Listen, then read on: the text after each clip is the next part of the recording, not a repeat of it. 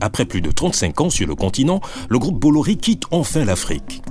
C'est l'une des branches les plus rentables de la logistique internationale qui change de main. Bolloré Africa Logistics, filiale du groupe Bolloré dédiée aux activités logistiques donc sur le continent africain, passe sous pavillon italo-suisse. Le groupe MSC devient propriétaire de cette branche du géant français. Montant de la transaction, plus de 5 milliards d'euros. Une manne financière dont l'homme d'affaires breton serait pourtant prêt à se séparer, d'après les informations du journal Le Monde. Les éventuelles explications sont multiples. Il y a d'abord la concurrence accrue de ces dernières années. DP World, le groupe de Dubaï, peut puiser dans les caisses des Émirats Arabes Unis pour financer son expansion, tout comme le géant China Market Group, propriété de l'État chinois. Au cœur de plusieurs scandales de corruption, trafic d'influence, de non-respect des droits humains et environnementaux dans toute l'Afrique subsaharienne, le groupe Bolloré a décidé de vendre ses actifs après nombre d'investissements et de quitter l'Afrique. Mais en réalité, Bolloré a-t-il vraiment tiré un trait sur ce continent? Bienvenue sur Diaspora d'Art. Ici, nous explorons la face cachée de l'iceberg en révélant les mystères qui entourent certains sujets délicats. Rejoignez-nous pour découvrir comment fonctionne réellement le monde qui nous entoure. Aujourd'hui, nous braquons les projecteurs sur Bolloré et son départ de l'Afrique, un continent qui garde de cette sulfureuse multinationale française une très mauvaise réputation. Remontons rapidement aux origines du groupe qui a construit en un temps record son empire commercial sur le continent noir. Le groupe Bolloré fut fondé en 1822 dans le Finistère, à l'extrémité ouest de la Bretagne en France. La première activité du groupe breton fut les papiers fins. De base industrielle, le groupe Bolloré s'est énormément diversifié au cours des différentes décennies grâce à une imagination fertile de ses dirigeants. Le groupe est présent sur les 5 continents, dont l'Afrique, où il a bâti les fondations de sa fortune, port après port, hinterland compris. C'est au milieu des années 1980 que Vincent Bolloré jette son dévolu sur le continent en rachetant plusieurs sociétés françaises de transit ou de manutention des produits d'import-export qui ont été florissantes à l'époque coloniale. Le groupe met la main sur les infrastructures stratégiques de plusieurs pays, notamment des entreprises ferroviaires comme la Société internationale de transport africain par rail, Citarail, reliant le Burkina Faso et la Côte d'Ivoire, ou encore la compagnie ferroviaire du Cameroun, Camrail, entre autres, vers la fin des années 1990. Présente dans 45 pays africains, la branche africaine de l'entreprise, baptisée Bolloré Africa Logistics, a, au travers de ses nombreuses activités, la mainmise sur l'essentiel du fret en Afrique de l'Ouest. De fil en aiguille, Bolloré devient, au bout de 35 ans, omniprésent avec un effectif de 25 000 collaborateurs, près de 250 agences réparties dans 46 pays et surtout, un chiffre d'affaires de 2,5 milliards d'euros, soit le quart du chiffre d'affaires de l'Empire qui s'élève à 7,4 milliards d'euros en 2016, indique le site de l'entreprise. Des chiffres ronflants certes pour le commun des mortels, mais pas assez pour lui offrir le standing qui est le sien et justifier son emprise sur tout un continent. Que se cache-t-il donc derrière le pouvoir financier de Vincent Bolloré? Voici la face cachée du groupe Bolloré en Afrique. Parmi les nombreuses images que l'on retient encore du personnage, Vincent Bolloré est un ardent défenseur du néocolonialisme. La pratique s'est observée dans de nombreux pays d'Afrique subsaharienne.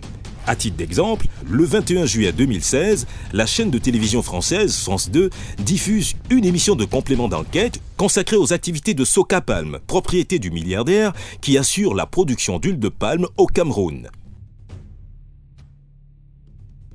Les images montrent des sous-traitants présentés comme étant mineurs, payés à la tâche, qui travaillent sans vêtements de protection et occupent des logements insalubres. La polémique renaît en août 2017 sous la pression d'ONG et de villageois qui mettent en cause l'occupation des terres et la pression foncière qu'elle implique sur les habitants. Quelques kilomètres plus loin, des paysans comme Élie mènent une autre bataille pour garder leurs terres. Des terres disputées, situées à la lisière des palmeraies et revendiquées par la Socapalm.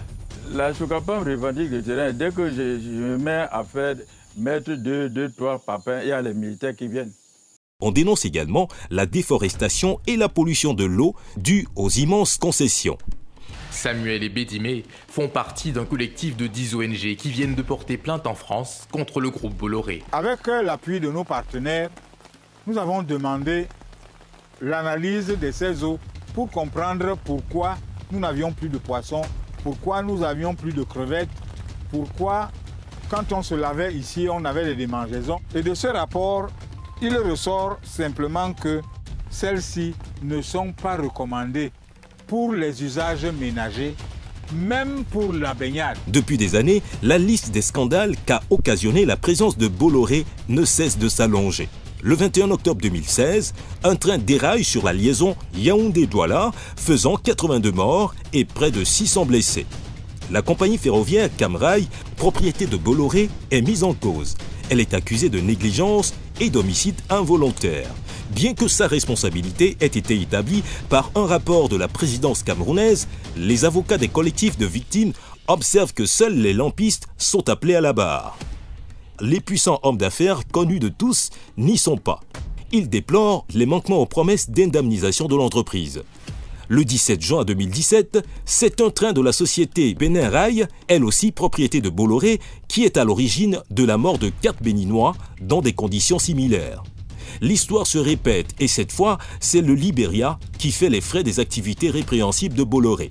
En 2006, le rapport d'une mission des Nations Unies au Libéria fait état des conditions catastrophiques des droits humains sur les plantations exploitées par une filiale du groupe Bolloré.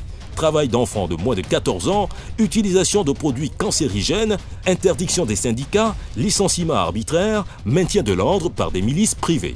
Et là où le mal abonde, c'est l'expulsion de 75 villages. Sous un tout autre registre maintenant, notamment sur le plan de la politique France-Afrique, des réseaux de pouvoir et lobbyisme ont été tissés. Avec ces réseaux d'influence en Afrique, on note le soutien au régime en place, tels que ceux de Charles Taylor au Libéria, au Paul Biya au Cameroun, mais aussi la maîtrise des ports, autant de leviers industriels dissimulés. Les dégâts qu'entraîne ce deal sont énormes. Effondrement des services publics des pays concernés, la destruction de l'agriculture locale, des catastrophes environnementales, sanitaires et sociales. Et ce n'est pas tout. Toujours dans les palais des chefs d'État africains, Stéphane Fuchs, l'actuel président de Havas, a été reçu en audience en 2009 au Cameroun pour soigner la communication de Paul Biya, l'inamovible président de la République depuis 1982.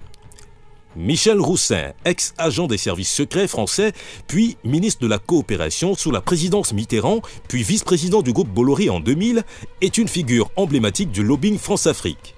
Roussin est également un fervent soutien de l'ancien président burkinabé Blaise Compaoré, dont il a promu l'image de pacificateur alors que ce dernier était impliqué dans la plupart des tensions et guerres de la région depuis sa prise de pouvoir à la suite de l'assassinat du leader panafricaniste Thomas Sankara.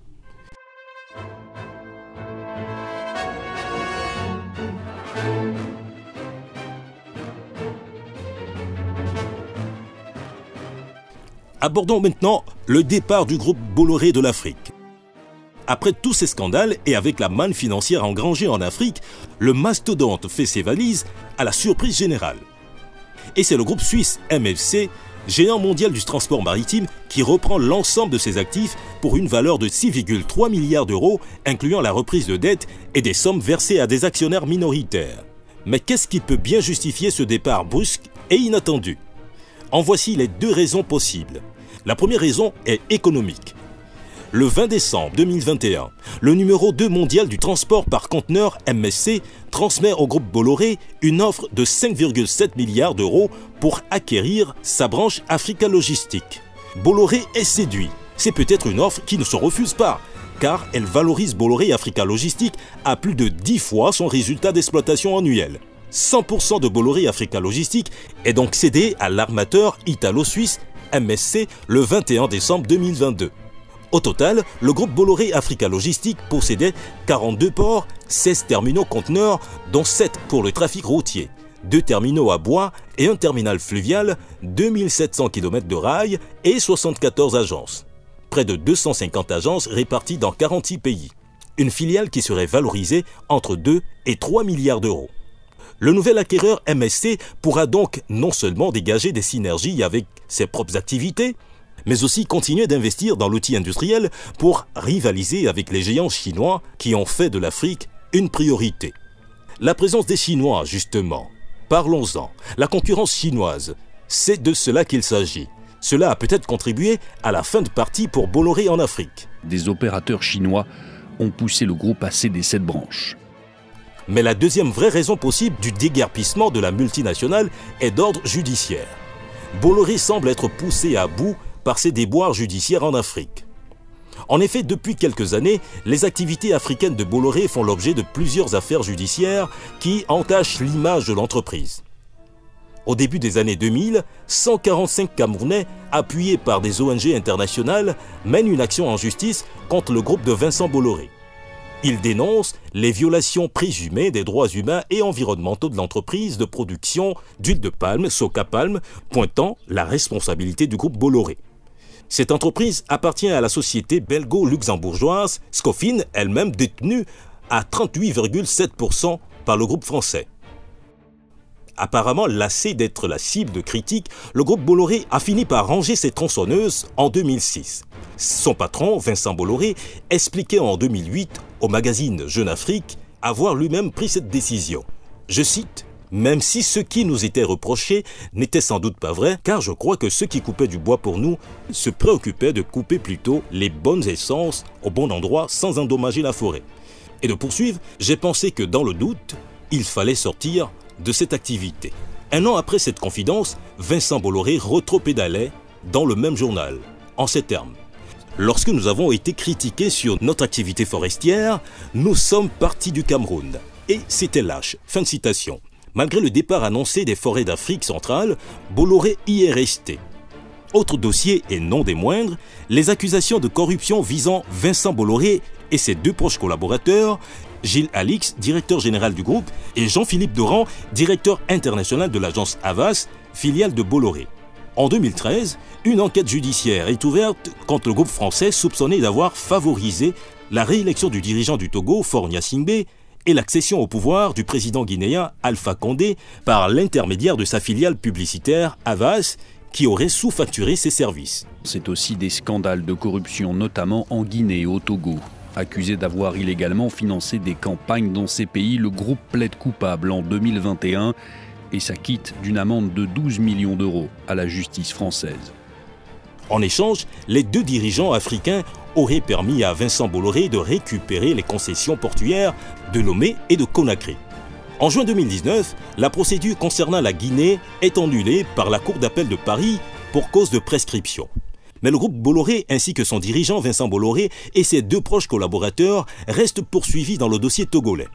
Jugés le 26 février 2021 devant le tribunal de Paris, les trois hommes reconnaissent les faits qui leur ont été reprochés au Togo comme en Guinée. Ils plaident coupables pour les faits de corruption active d'argent public étranger et complicité d'abus de confiance au Togo et acceptent le paiement d'une amende de 375 000 euros. Aujourd'hui, on peut dire que le tout-puissant groupe Bolloré quitte l'Afrique, mais a toujours son ombre qui plane sur le continent. Oui, bien sûr, il n'a pas tout lâché. Il reste encore bien présent à travers ses diverses activités dans la communication, le divertissement et surtout à la faveur de son réseau de télévision Canal+, qui gagne de plus en plus du terrain avec pour seul objectif d'abrutir les Africains. Si cette vidéo vous a plu, n'hésitez pas à la commenter, à cliquer sur j'aime et n'oubliez pas de vous abonner à notre chaîne Diasporadar.